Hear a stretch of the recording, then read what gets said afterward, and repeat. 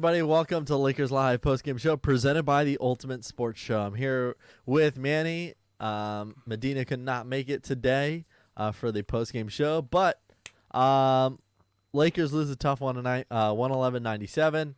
Round 2 against the Jazz goes to the Jazz. Not surprised, Manny.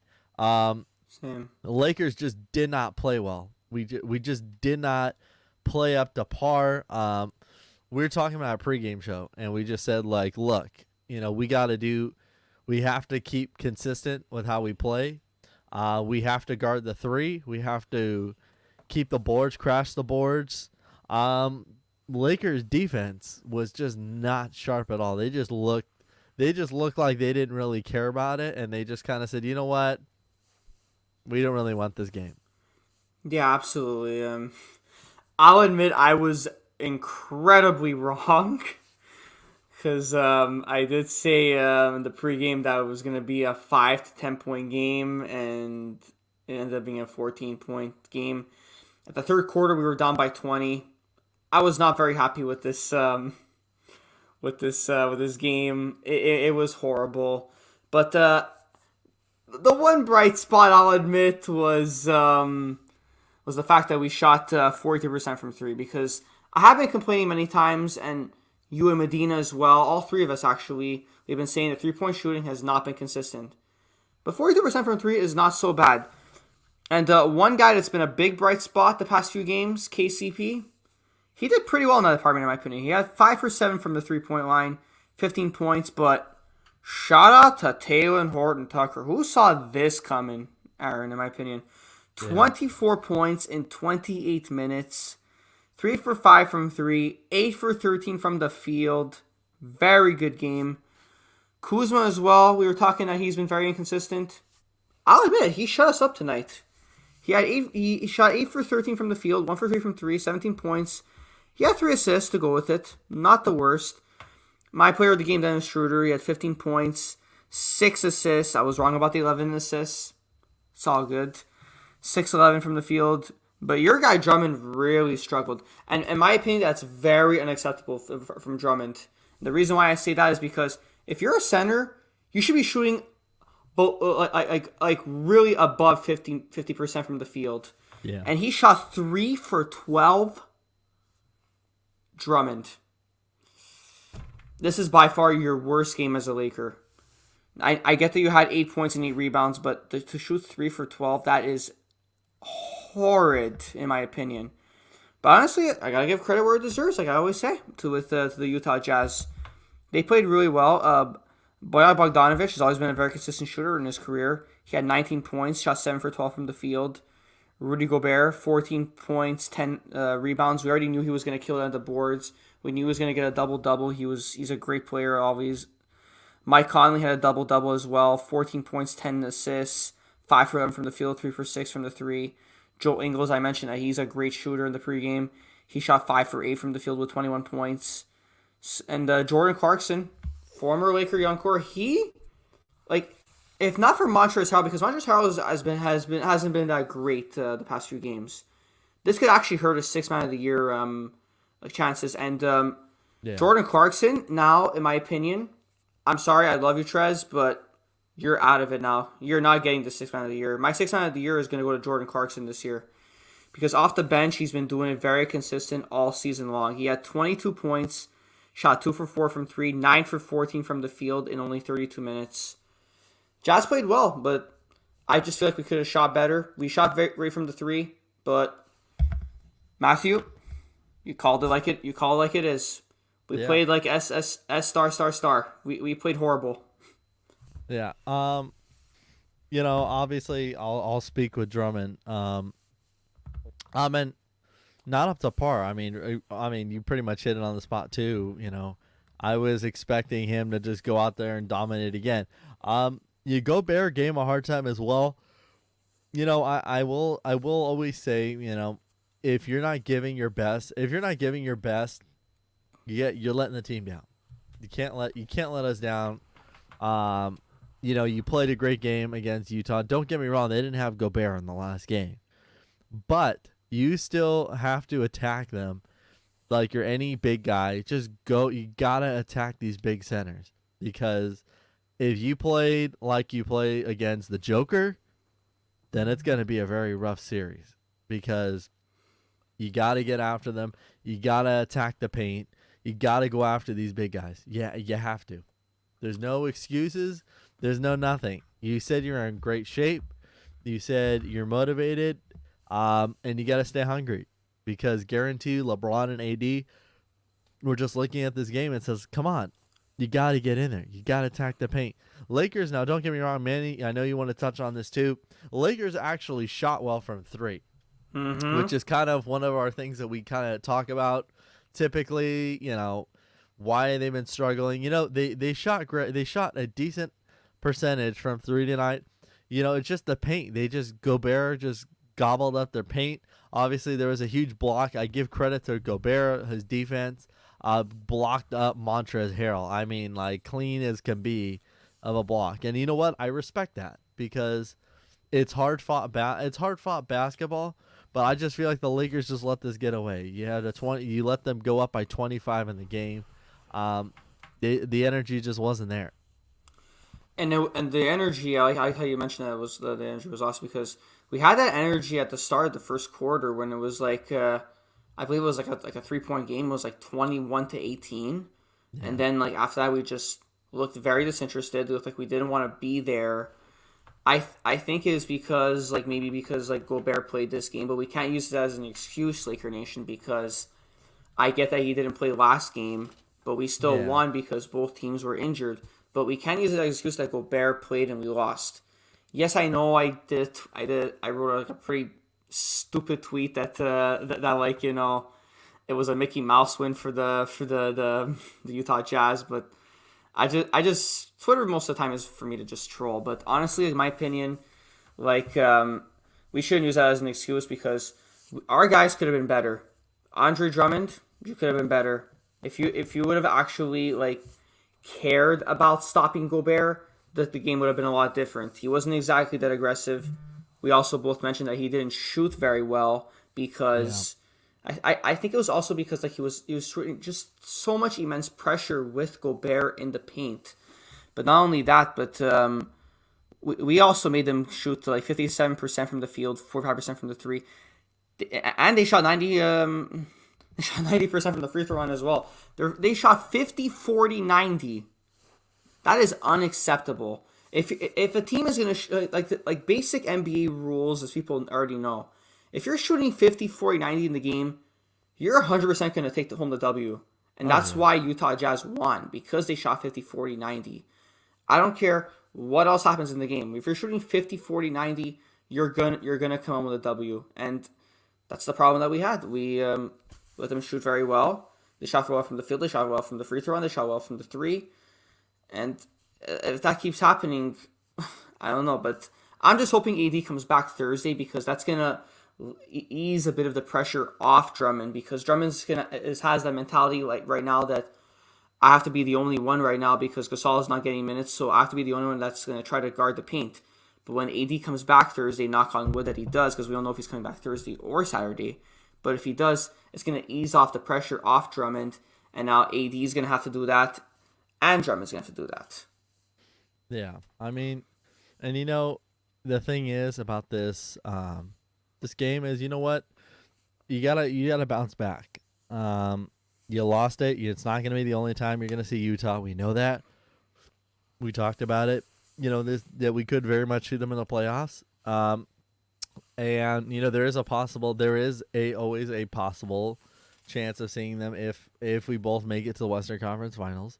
But you have to be at full strength too. And don't get me wrong, Utah's not at full strength because look, Spider wasn't even in the game. Donovan Mitchell wasn't even in the game, and you just have to think even if he was in this game, either how bad would it have been, especially the way we played. We just played poor on all ends of the ball, and there's no excuse.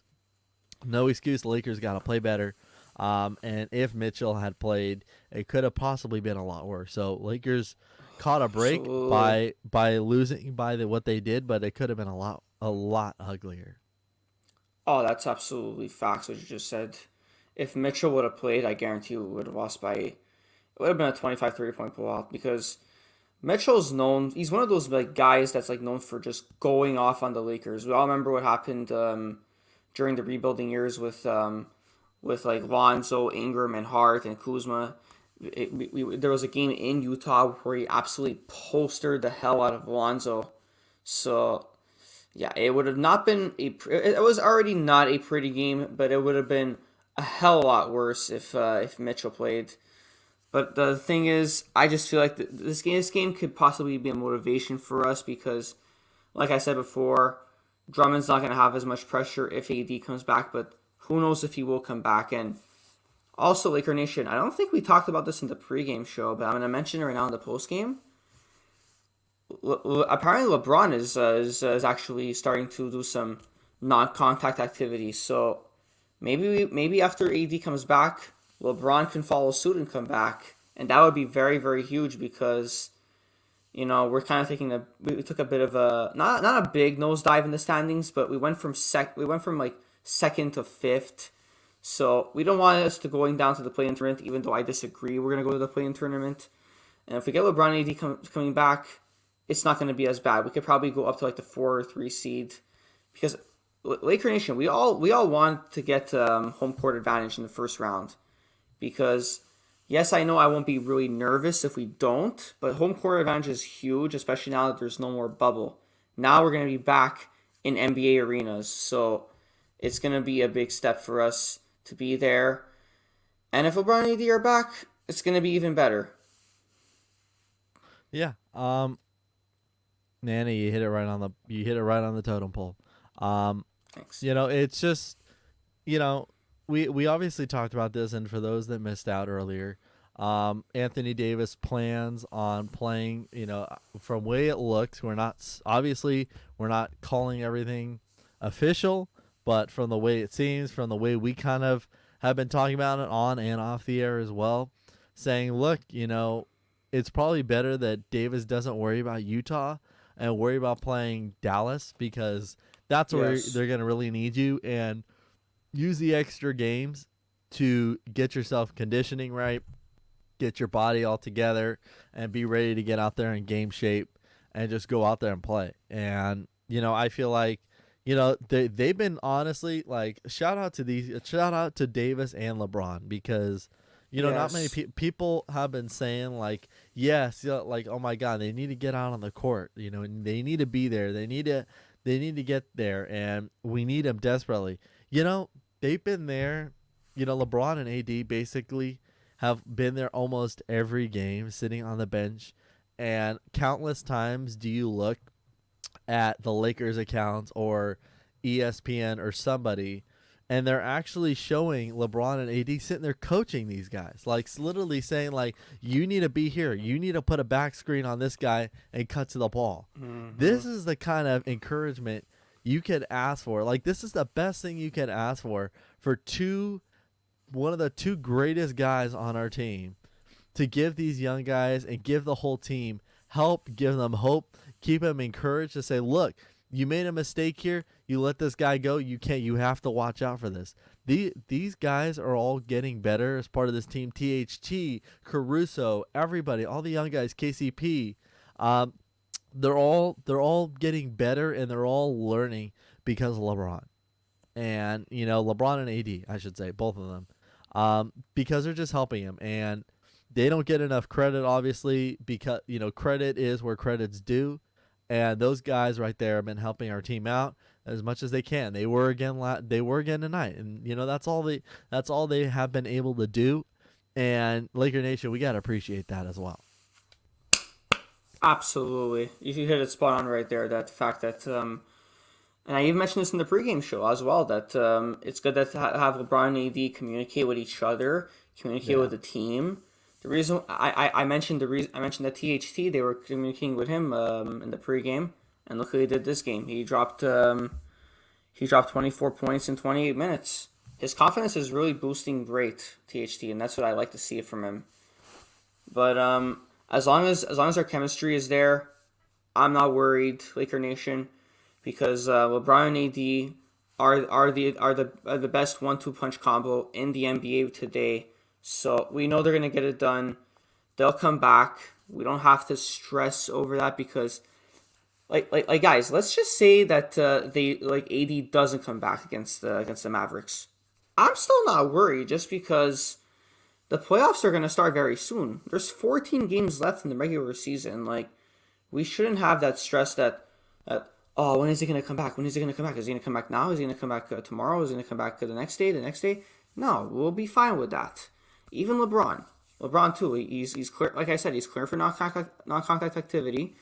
But when he comes back, Laker Nation, we'll be okay because there's no stress to that. Absolutely. Exactly. And you know what? Looking ahead, obviously Dallas, talking about, we'll keep it simple because obviously we'll have a show for everybody. We'll have our pregame show as well for the Dallas games. Let's keep it simple here. I mean, you can't underestimate those teams at all. The Mavericks, they're still a matchup, and they have a guy named Luka Doncic that shows no mercy to anybody. And he's a tough cookie to guard, and he just can shoot lights out, man. I mean, he's just terrific. He's a terrific basketball player, and it's going to be a challenge for the Lakers. Oh, absolutely. What is there to say about Luka Doncic? In my opinion, I think he's up there with LeBron as like the one of the greatest 21-year-olds we've ever seen in the NBA. Like I got to see LeBron as a young player, and he was amazing. But Luka, oh my God, it's crazy that he's able to because LeBron is not known for really his step back shots, but yeah, Luka can make the step back. He's literally he's kind of like the white James Harden sometimes the way he plays, with that white step that step back move that he does, and then he just pops it from the corner of the three and then top of the key. His shots are dangerous. He's had a bunch of game-winning shots. He had a very crazy game-winning shot this year. I don't know if we've ever mentioned, but we have to watch out for him. Obviously, if AD does not come back, we're gonna really have to defend the three. That's an early key to the game right there for Dallas. We need to defend the three because guys like him, guys like Jalen Brunson. I also mentioned the pregame that Maxi Kleber is a big man that can shoot, and big men that can shoot are very key to the NBA. We see that with Anthony Davis on our team, what he can do. And if obviously Porzingis too is a big problem. Kristaps Porzingis he hasn't been healthy all year, but when he's healthy, he is a dangerous guy to face. So we're gonna have to have Drummond have a bounce back game if that happens. We're gonna have to have Montrezl Harrell play more aggressive because he's not we've talked about players on our team, Aaron, that haven't been shooting way too much. But Montrezl Harrell, I don't know what the hell's got into him, but he is not shooting the ball enough. Even this game, he only shot the ball 4 times. Trez, I don't know what is gotten into you. You were very aggressive all year. Maybe, I guess, the pressure is getting to him now that the playoffs are starting soon. Maybe that's the thing. But we can't use that as an excuse, guys, because he's been through the playoffs. He was on the Clippers last year and the year before that, and the year before that in the playoffs. He's got to get familiar with that phase that now he's on the other LA team. He's with LeBron and AD. Yes, I know there's a lot of pressure that comes to that because the media is constantly barking all over you because it's the Lakers. But you can't let that pressure get to you. You got to brush it off, or else then it becomes a problem and it gets to your head, in my opinion. Absolutely. Final thoughts. Final thoughts for me is that this game was terrible. We should have shot better from the field. We shot great from 3. And the thing is, we can't keep giving teams like we did. Well, I mean, I'm on the East Coast, so definitely last night to the Utah Jazz, where we gave them 50, 40, 90. If we do that, if we keep doing that, Laker Nation, it's going to be a big time problem because we're not going to win a lot of games giving teams 50, 40, 90. We have to play better from the 3.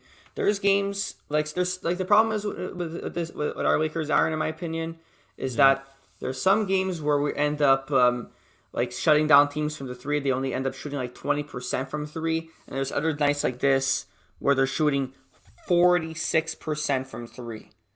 Yeah. We got to stay consistent. I like what Medina said in the pregame that our problem is inconsistency, and she was right. Inconsistency is what's been going on lately, and I'm not liking it, but I'm glad it's happening now in the regular season because if it happened in the playoffs, it'll Yeah. be a whole different story. I would be flaming the Lakers right now if it was those playoffs. Oh yeah. My final thoughts. Um, just got to bounce back. You didn't play great. Um, a lot of things within the next 48 plus hours. Could be very different. Could be, obviously matchups. Everybody's saying, looking ahead as well. People are saying, look, the Lakers are gonna have Anthony Davis for the Dallas series, or they're not. And that's what we know. That's what everybody else knows in Lakerland. And all the matchup changes, the odds change. I mean, look, right now people say the Lakers are not going to beat the Mavericks right now. There's no odds in pointing in their favor, and that's perfectly okay because nobody cares. They don't care. None of the fans care. In the end of the day, it's all numbers. So, Lakers really, we're going to know more when we get to Thursday. Tip off, I believe, for that game is at 6:30. It is a TNT game, so that means there will be around the NBA Thursday night. So make sure you tune in on Thursday, 6 o'clock for Lakers Live pregame show, and then follow the game for around the NBA. That is going to do it for us tonight for Lakers Live postgame show for Manny, Medina, and myself. I'm Aaron. Thanks, everybody, for joining, as we appreciate it, and we'll see you on Thursday. Good night, everybody. Peace.